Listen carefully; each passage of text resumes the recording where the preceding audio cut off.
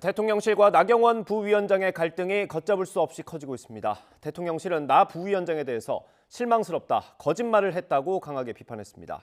내부적으로는 해촉까지 검토하고 있습니다. 대통령실 취재기자 연결합니다. 조은지 기자. 네, 용산 대통령실입니다. 네, 대통령실이 대응 수위를 더 높이는 겁니까? 네, 주말을 거치면서 대통령실 기류는 한층 완강해졌습니다. 나경원 부위원장의 해촉까지 거론되고 있습니다.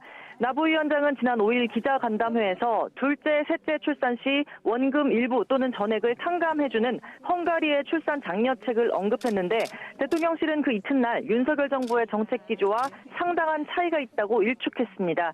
나 부위원장은 이 발표 이틀 뒤인 어제 SNS를 통해 오해를 불러일으켜 유감이지만 돈 없이 해결되는 저출산 극복이 없는 만큼 본인 제안을 검토해볼 가치가 있다고 기존 입장을 되풀이했습니다. 한 언론에는 위원회 차원에서 검토한 건데 대통령실이 개인 의견으로 치부한 건 너무했다 이런 말도 했는데요.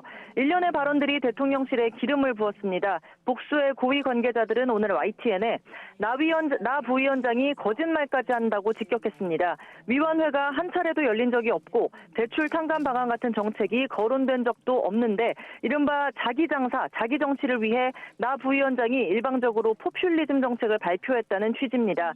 위원회 위원장은 윤석열 대통령이고 대통령실과 국무총리실, 기획재정부까지 모두 정부 정책 기조와 다르다며 만류했는데도 위원회에서 계속 검토하겠다고 하는 건 이치에 맞지 않는다고 비판했습니다.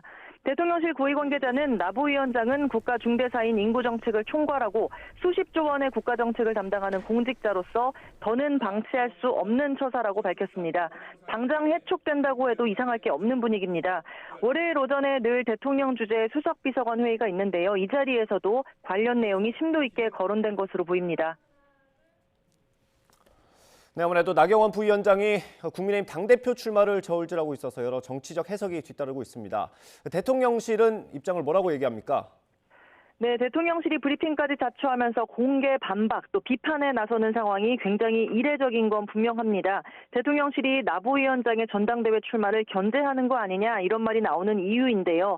대통령실은 정부 정책에 대한 이야기로 전당대회와 왜 결부되는지 모르겠다. 정책 혼선을 바로잡은 거다 이렇게 일축했습니다. 앞서 윤석열 정부 출범 이후 대통령실은 만 5세 입학을 두고 교육부와 또 주 52시간 제도를 두고 고용노동부와 일부 엇박자를 노출하면서 빈축을 사기도 했는데요. 여권 핵심 관계자는 YTN에 대통령실은 정책 조율에 특히 민감한데 나경원 부위원장이 반대에도 불구하고 해당 발표를 강행했다고 설명했습니다. 나 부위원장은 지난해 10월 저출산, 고령화 관련 정책을 총괄하는 장관급 정무직인 부위원장 자리를 맡았고요. 임기는 내년 1월까지입니다. 대통령실의 공개 반박 브리핑 이후 어제 SNS에 의견을 굽히지 않는 글을 올렸던 나 부위원장은 이후 두문불출, 외부 일정도 모두 취소한 것으로 전해졌습니다.